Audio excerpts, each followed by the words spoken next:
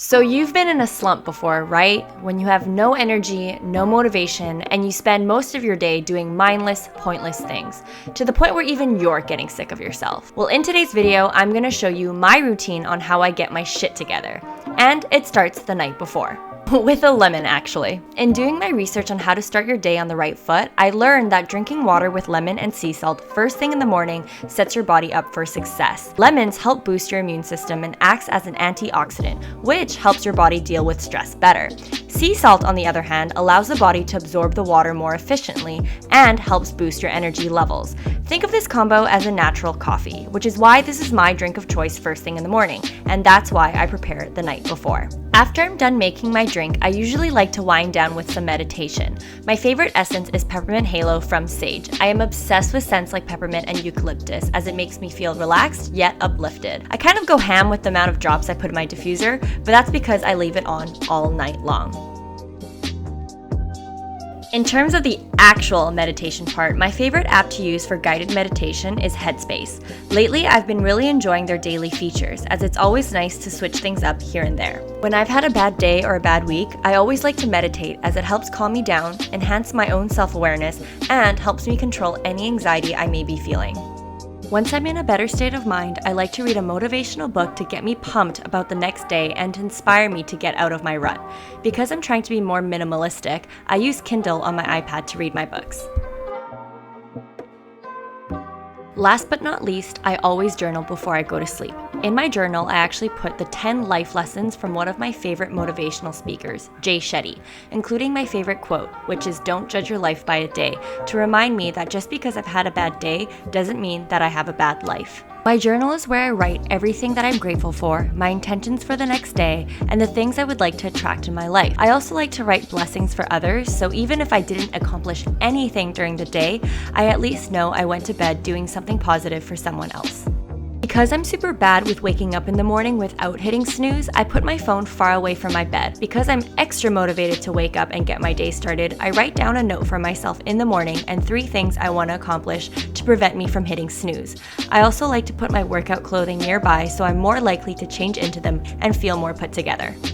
The next morning, once my alarm rings, no matter how tempted I am to sleep in, I practice Mel Robbins' 5-second rule, where she explains that it takes us only 5 seconds to take action before our brain talks us out of it. By simply counting down to 5, I shoot out of bed right away without thinking any further to turn off my alarm. And remember the drink we made the night before? Well, I drink it right away to get that first boost of hydration and energy. Productivity coach Ellen Goodwin says that if you wake up energized, you're going to carry that energy throughout the rest of the day. That's why, to tell my body it's time to start the day, I open the blinds right away to let the sunlight in. Afterwards, I do my regular hygiene routine and change into my workout clothes. And, of course, I say good morning to my cat, Neptune. Something I learned from Jocko Willink, retired Navy SEAL, is the importance of making your bed to start your day. It's a simple thing to do which helps enforce the habit of being disciplined and gives you a sense of accomplishment first thing in the morning. Once I'm done making my bed, I make breakfast, which includes my Subi drink. Since I'm not very good with eating enough vegetables, I drink organic raw food powder of dehydrated veggies and superfoods to ensure I'm always consuming my daily servings of vegetables. I basically make it as if it was a matcha latte, adding milk and honey and then putting it in the microwave to heat up. By getting my daily serving of vegetables, I have already noticed a significant increase in my energy levels, which has really helped me get out of slumps. When I have the time, I also like to have a well-rounded breakfast while I read on my Kindle. I always try to read a book before I start scrolling on social media. Today's breakfast is some potatoes, eggs, vegetarian meat, and avocado. Now that I'm fueled up and ready to go, I start getting ready to go to the gym. For me, because I have a lot of difficulty with sticking to the gym, I started to shift my perspective and see going to the gym as a way to work out my brain. That's why, while I do cardio work, I put on my favorite motivational playlist and start running to motivational words to keep me inspired. This is a morning practice that I look forward to because it truly lights a fire under my ass to get shit done during the day. After my quick 20-minute run, I shower. But what I do is I follow Tony Robbins' routine of ending my shower with cold water for as long as I can stand. Cold showers wake me up and increase my alertness so I can get to work right away. One of the best ways for me to get out of a slump is to put myself together and look presentable. When I look like shit, I tend to feel like shit. I find that for some reason, when I put a little bit more effort, I tend to feel a lot better about myself. But not only is it important for you to look good, your environment needs to look good too. I'm actually a bit embarrassed to show this, but the reality is that my surroundings tend to be a true reflection of how I'm feeling. So as you can see, I really let myself go when I was going through a rut. That's why for me to even begin feeling truly good about myself, I need to clean the space around me.